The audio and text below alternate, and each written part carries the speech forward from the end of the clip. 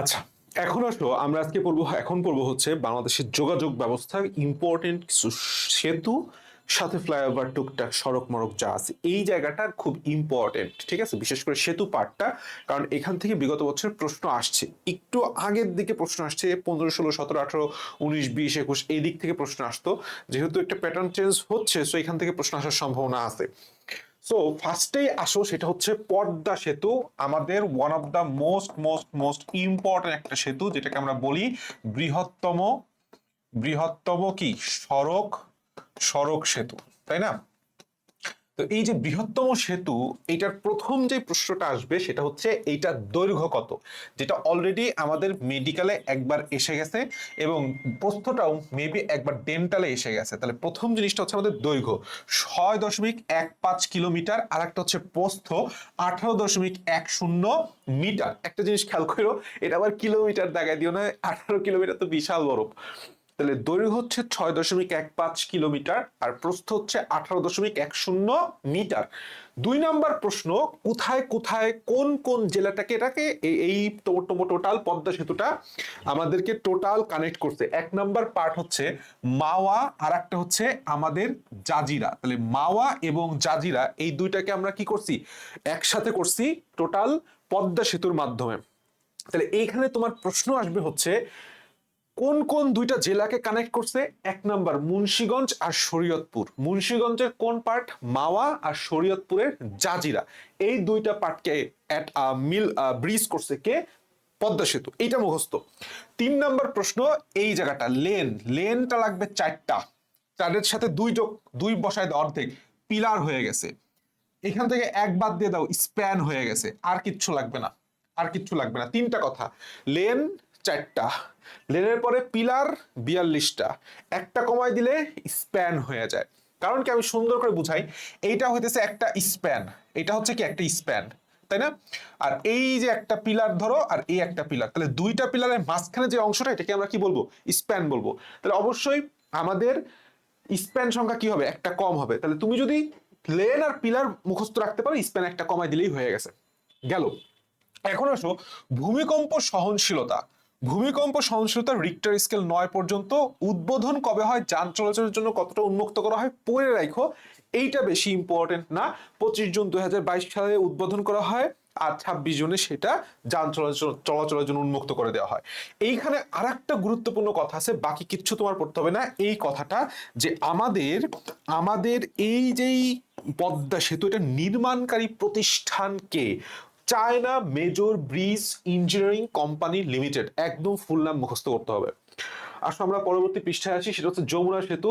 যমুনা সেতু হচ্ছে, তোমাকে প্রশ্ন করবে বাংলাদেশের দ্বিতীয় বৃহত্তম সড়ক সেতু, উত্তর হচ্ছে যমুনা বহুমুখী সেতু। খেয়াল করো, কি সেতু? যমুনা বহুমুখী সেতু, ঠিক আছে?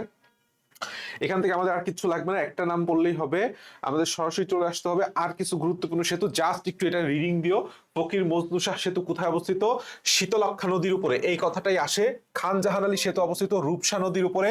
দ্বিতীয় পদ্মা সেতু নির্মাণ হইতেছে, এইটা অনেক চাকরি পরীক্ষায় নতুন করে আসতেছে, পাটুরিয়া এবং দৌলতদিয়া পয়েন্টে পদ্মা নদীর উপরে। কোন দুইটা পয়েন্টে? পাটুরিয়া এবং দৌলতদিয়া পয়েন্টে পদ্মা নদীর উপরে। লালন শাহ সেতু পদ্মা নদীর উপরে অবস্থিত।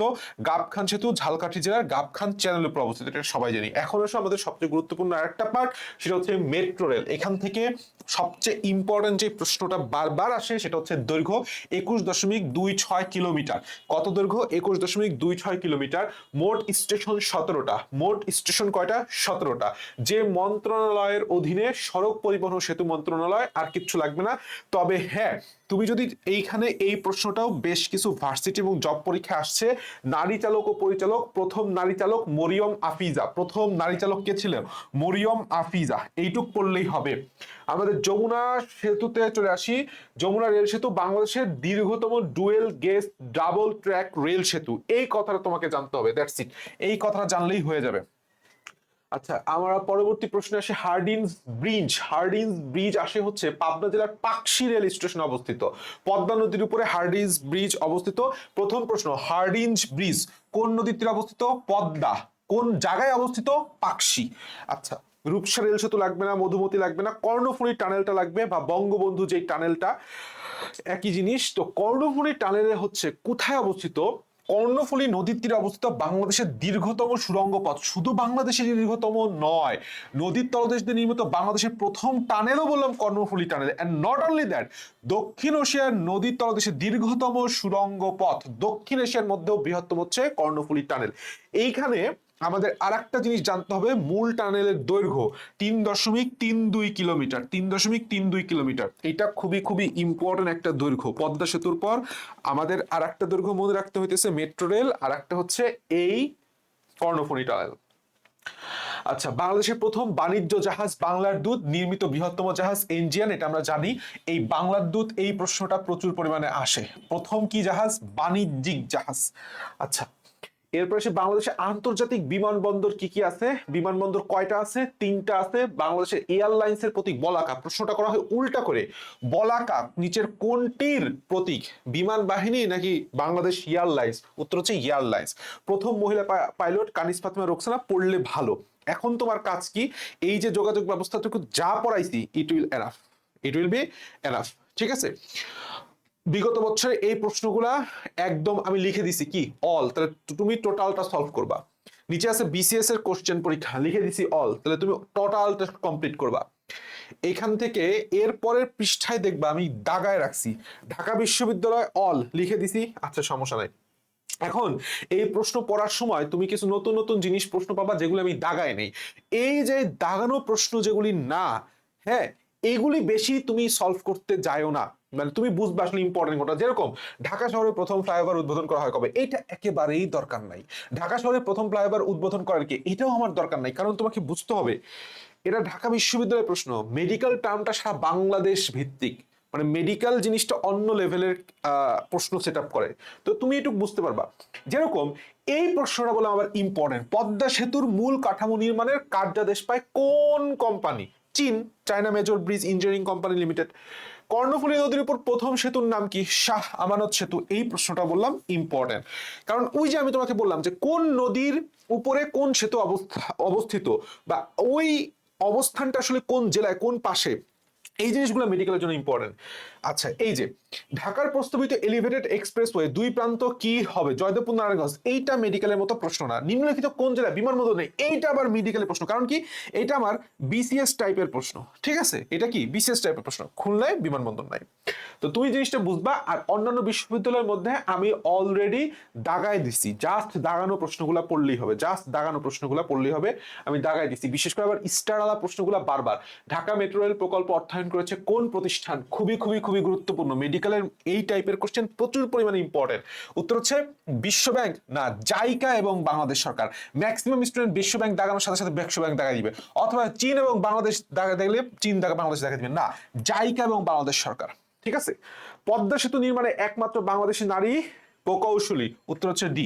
আর একটা প্রশ্ন মেডিকেলে আসছিল এই পদ্মা সেতু নিয়ে, যে পদ্মা সেতুকে অর্থায়ন করছে কে? অর্থায়ন করছে কি? উত্তর দিতে হবে বাংলাদেশ সরকার, নিজস্ব অর্থায়নে। বাংলাদেশ সরকার কি করছে? মেলা ঋণ আছে, অনেক ঋণ আছে, সেগুলি দাগান যাবে না। বাংলাদেশ দাগাইতে হবে বাংলাদেশ সরকার, সরকার নিজস্ব, নিজস্ব অর্থায়ন। ঠিক আছে, এখন যদিও পদ্মা সেতু থেকে কোশ্চেন আসাটা টাফ, কারণ অনেক পদ্মা সেতু তখন যখন নতুন নতুন উদ্বোধন হইলো তখন আসলে পদ্মা সেতুর হাইপ ছিল, এখন আসলে এটা রিসেন্টের মধ্যে পড়ে না। আচ্ছা, এখান থেকে আমাদের আর কিছু লাগবে না, আমি দাগায় রাখছি, দাগানো প্রশ্নগুলা পড়লেই হবে। এই যে একটা প্রশ্ন আছে, দেখো প্রশ্নের তুমি একটু টাইপটা বুঝছো। বাংলাদেশে কোন জেলায় রেলপথ নাই? বাংলাদেশের কোথায় বিমানবন্দর নাই? ঠিক আছে, উত্তর হচ্ছে এই যে পটুয়াখালী। এই কোশ্চেনগুলো বললাম বিসিএস টাইপের কোশ্চেন, এই জন্য মেডিকেলে আসে। বাংলাদেশ চীন মৈত্রী সেতু কোন নদীর তীরে অবস্থিত? খেয়াল করছো এই যে সেতুগুলো কোন নদীর তীরে অবস্থিত, বারবার এই টাইপের প্রশ্ন আমি দাগাচ্ছি, দ্যাট মিনস এটা ইম্পর্টেন্ট। বুড়িগঙ্গা। তোমাকে আমার পিডিএফ এ যেটুকু আমি দাগাই দিলাম, যেটুকু পড়তে বললাম, এইটুকের সাথে সাথে যেই কোশ্চেনগুলো আমি দাগাই দিছি, সাথে যেখানে যেখানে অল লিখে দিচ্ছি, এটা সলভ করব। তোমার যোগাযোগ ব্যবস্থা, সেতু নিয়ে আর কোনো সমস্যা হবে না। Best of luck.